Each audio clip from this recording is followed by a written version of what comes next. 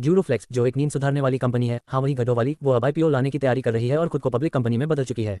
Financial year 24 में company की कमाई रही 1095.3 करोड़ रुपए, लेकिन प्रॉफिट गिरकर 11.2 करोड़ रुपए पर आ गया। मतलब गद्दे तो बिके लेकिन मुनाफा पतला हो गया। अब आते हैं फ्लिपकार्ट इंटरनेट पे। फ्लिपकार्ट का B2C आर्म।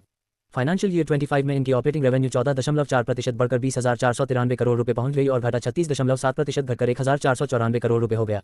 लेकिन अभी भी घाटा है। EBITDA margin -5.18%, return on capital employed -86.57% और सबसे मजेदार, ₹1 कमाने के लिए ₹1.09 खर्च करते हैं। भाई ये तो वही बात हो गई, ज्यादा कमाओ उससे ज्यादा जलाओ। अब बात करते हैं मिंत्रा की, फैशन का बॉस। फाइनेंशियल ईयर 25 में इनकी कमाई 18% बढ़कर 6,042.7 करोड़ रुपए हो गई और प्रॉफिट तो 1,674.4% उछलकर 548.3 करोड़ रुपए हो गया। सुनकर सीए भी सोच रहा होगा इतना ग्रोथ तो मेरी सैलरी में कभी नहीं आया। EBITDA मार्जिन है 8.78%, रिटर्न ऑन कैपिटल एम्प्लॉयड है 24.71% और ₹1 कमाने के लिए 95 पैसे खर्च। अब आते हैं गेम्स क्राफ्ट पर। फाइनेंशियल ईयर 25 में इनकी ऑपरेटिंग रेवेन्यू 12.1% बढ़कर 3,896 करोड़ रुपए हुई, लेकिन प्रॉफिट 25.4% गिरकर 706 करोड़ रुपए रह गया। शायद गेम हार गए होंगे, लेकिन फिर भी EBITDA margin 24.87%, return on capital employed 45.68% और ₹1 कमाने के लिए सिर्फ 71 पैसे खर्च। अब बात करते हैं पर्पल स्टाइल लैब्स की, यानी पर्नियर्स पॉपअप शॉप वाले। ये 2026 में आईपीओ लाने वाले हैं 750 करोड़ रुपए का। लेकिन अगर 140 करोड़ रुपए का प्री आईपीओ राउंड हो गया तो आईपीओ छोटा हो जाएगा, जैसे घर में पहले सब्जी काट लो फिर पता चले नमक ही नहीं है। फाइनेंशियल ईयर 24 में रेवेन्यू 36% बढ़कर 508 करोड़ रुपए हो गया, लेकिन लॉस भी 20% बढ़कर 45.6 करोड़ रुपए हो गया। स्टाइल है पर जेब में छेद भी है। अब आते हैं बच्चों की फर्स्ट क्राई पर। इन्होंने अपनी सब्सिडियरी ग्लोबल बीज में 73 करोड़ रुपए डाले सीरीज फंडिंग में। फाइनेंशियल ईयर 26 के Q1 में ऑपरेटिंग रेवेन्यू 1,862.56 करोड़ रुपए रहा और घाटा 66.5 करोड़ रुपए। नाम फर्स्ट क्राई, पर यहाँ तो अकाउंट देखकर लास्ट क्राई आ गया। ग्रो XCD फाइनेंस एक NBFC स्टार्टअप अब 200 करोड़ रुपए की सीरीज भी राउंड शुरू करने वाला है। वैल्यूएशन 630 करोड़ रुपए के आसपास।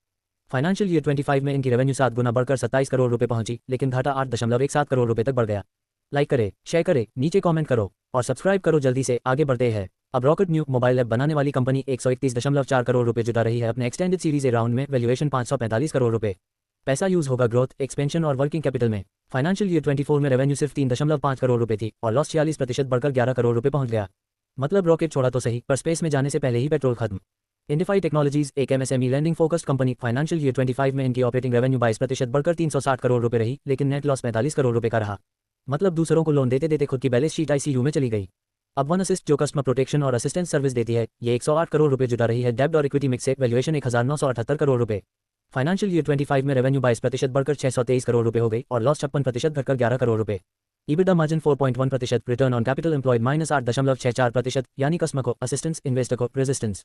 अब फ्लिप स्पेसेस एक इंटीरियर डिजाइन कंपनी, इन्होंने $50 मिलियन उठाए अपने एक्सपेंडेड सीरीज सी राउंड में। पैसा ऑपरेशंस, सप्लाई चेन और AI में जाएगा। फाइनेंशियल ईयर 24 में रेवेन्यू 90% बढ़कर 190 करोड़ रुपए हो गई और घाटा 8 करोड़ रुपए पर आ गया। अब आते हैं क्विक हेडलाइंस की ओर। छोटे मगर तगड़े फंडिंग अपडेट्स। फार्म दीदी जो D2C अचार बेचते हैं, 7 करोड़ रुपए जुटाए।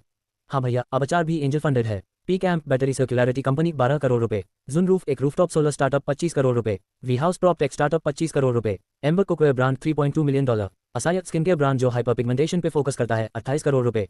अगर ये सब सुनकर आपके मन में भी IPO लाने का ख्याल आ रहा है तो पहले बैंक अकाउंट चेक कर लो, वरना घर वाले कहेंगे बेटा तू भी स्टार्टअप बन गया, सिर्फ बातें करता है, पैसे नहीं दिखते। धन्यवाद। तो दोस्तों, ये थे आज के फटाफट अपडेट्स। हमने आपको हर खबर के मुख्य पॉइंट्स दिए ताकि आपका समय बचे और आप आसानी से अपडेटेड रहें। आज के अपडेट्स जल्दी और आसानी से समझाया, बस 2 और 3 लाइनों में। हम एग्रीगेट करते हैं, फिर आप जाके चाहें तो डीप रिसर्च जरूर खुद करें। अगर आपको ये वीडियो पसंद आया हो तो लाइक जरूर करें, शेयर करें अपने दोस्तों और परिवार के साथ और सब्सक्राइब करना न भूलें हमारे चैनल को। बेल आइकन दबाना भी मत भूलें ताकि आपको हमारी हर नई वीडियो का नोटिफिकेशन सबसे पहले मिले। चलते हैं अब, अगले वीडियो में फिर मिलेंगे। तब तक के लिए खुश रहिए, स्वस्थ रहिए और हमेशा सीखते रहिए। धन्यवाद।